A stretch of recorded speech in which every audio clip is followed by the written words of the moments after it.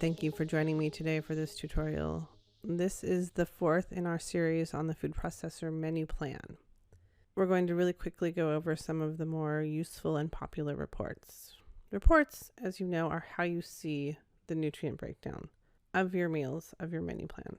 The report will show for whatever day you have selected. Let's first look at the spreadsheet report. Now, the spreadsheet report shows the nutrient value for each item and for each nutrient selected. Plus, if a collection has more than one option, it'll show the adjusted average for that collection. Remember, we did adjusted averages in the first tutorial. If you're unfamiliar with those, it's a good idea to review them. And then down here at the bottom, we can see that we also have an adjusted average for the entire day. Plus, again, if I have set a standard for the recommendations, you can see the percentage I have met here.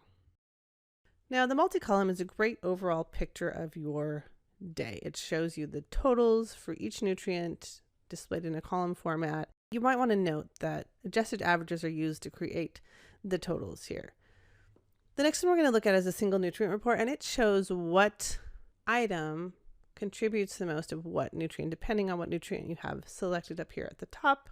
Watch this, we can change it here.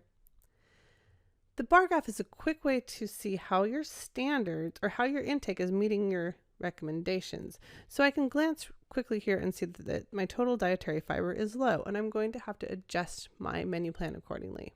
There's a couple more here, the calories and fats reports, and basically they just show what components of calories, carbohydrates, fat, protein make up what percent of the total.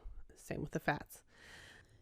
In addition to reports for a single day, you can view reports for the entire cycle. Same concept for the spreadsheet. It just shows you every day instead of just the single day. And then you get adjusted average totals for the days, the meals, and the total. Multi-column, again, it will use an average of each day for the total, and then we can show the recommendations. So if I go up here and I check this box, we have our recommendations set to adult female. Then I can see what the recommendations are and what our actual intake is, and I will have to adjust accordingly. And then if I check this box, I can see the percent recommendations as well.